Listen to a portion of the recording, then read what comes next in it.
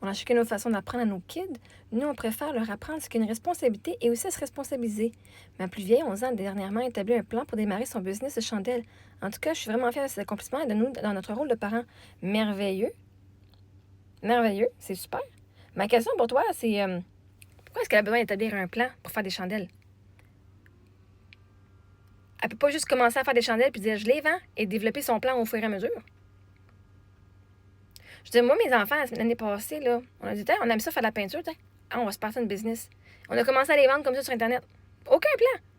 Mes filles faisaient juste faire de la peinture. Je disais, oh my god, c'est cool, on va faire des.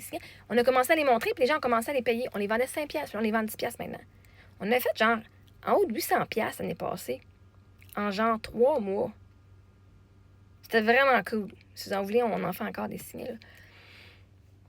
On a ralenti quand on était aux États-Unis parce que là, c'était compliqué. Là. En plus, on n'avait pas de voiture 40 jours, on ne pouvait pas aller maler rien. Bref, anyway. Mais là, vois-tu, t'enseignes à ta fille à staller au lieu de juste partir. C'est pas un plan pour démarrer. Ça, c'est staller. On appelle ça staller. On appelle ça procrastiner. Littéralement, si ta fille, elle aime ça faire des freaking chandelles, fais-y faire des chandelles maintenant, puis elle fera ses affiches après. Tu lui donnes la cash qu'elle a besoin pour acheter son matériel, et nous, elle aime ça faire des chandelles. Mes enfants, maintenant, ils faisaient de la slime. Bon, ben cool. On va t'acheter le matériel. Moi, je voulais pas vendre de la slime, par exemple. Non? Mais c'est parce qu'à un moment donné, faire un plan pour démarrer. Pourquoi tu peux pas juste fucking démarrer? C'est pas comme si elle a une entreprise multimillionnaire encore en ce moment qui a besoin d'avoir un entrepôt et d'avoir tout. Je veux dire, si elle jette sa cire, son kit de cire, puis ses affaires, ses bougies, ses affaires, Tu dis, on s'en va au Dollarama, on va aller au Michaels, on va aller au magasin Walmart, on va se pogner le premier kit, on va commencer, tu vas pouvoir commencer à vendre ta première chandelle dès aujourd'hui. Tu vas faire ta première chandelle aujourd'hui, tu vas pouvoir vendre ta première chandelle dès aujourd'hui. Ou demain, whatever le temps que ça prend. Puis après ça, tu bâtis une brique à la fois. Tu n'as pas avoir un plan bâti complet avant de démarrer. Fait qu'apprends à ta fille à juste partir avec son intuition et de savoir que les choses vont se présenter à elle quand elle en a besoin. Quoi, tu fais-tu un plan pour qu'elle puisse aller demander de l'argent à la banque? Moi, j'avais fait un camp d'entrepreneur FTQ quand j'étais jeune, un camp en leadership et en entrepreneuriat, en secondaire 4.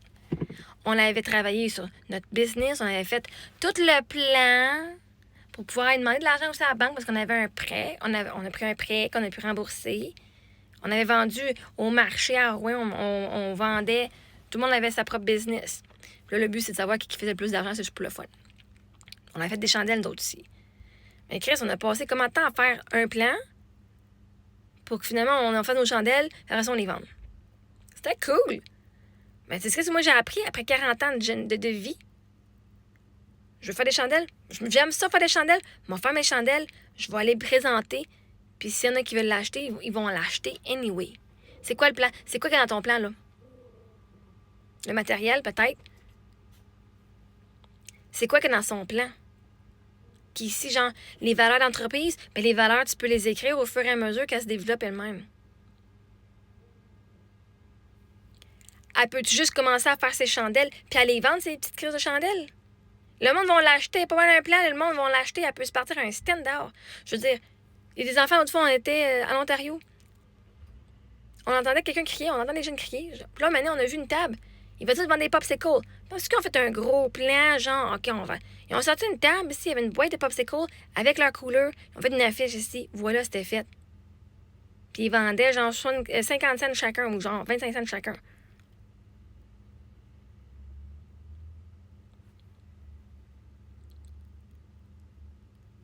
Fait qu'à un moment donné, c'est quoi le plan?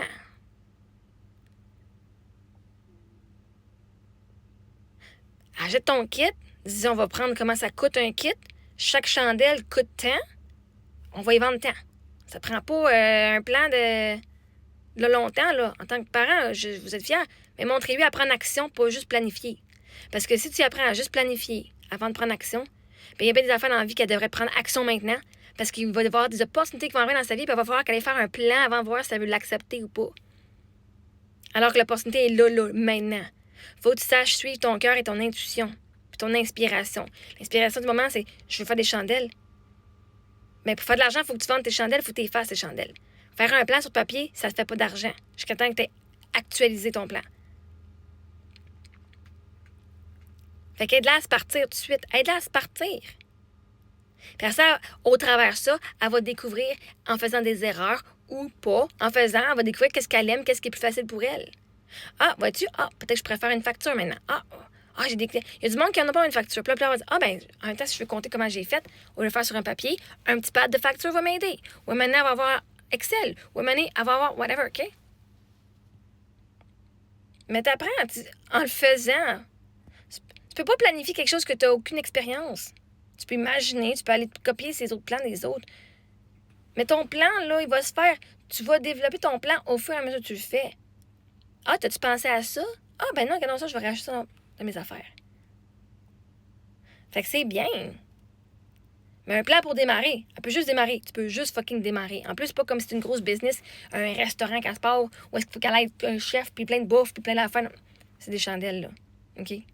Si elle fait ça dans son passe-temps, elle a sûrement déjà même des chandelles dans sa chambre qu'elle a déjà faites, juste par pur plaisir. Puis elle pourrait se faire une page Facebook, une page Instagram, whatever. TikTok, toi, tu pourrais y mettre sur ta page, puis commencer à faire son marketing. Elle pourrait dire, hey, mets-moi mes affaires, partage-moi tes affaires sur ta page TikTok, puis dis si t'as vendre. Point final. Mes filles ont une page Instagram. Vous voulez acheter des signes de mes filles, c'est sur Instagram, vous devez nous envoyer un message en direct. Un DM.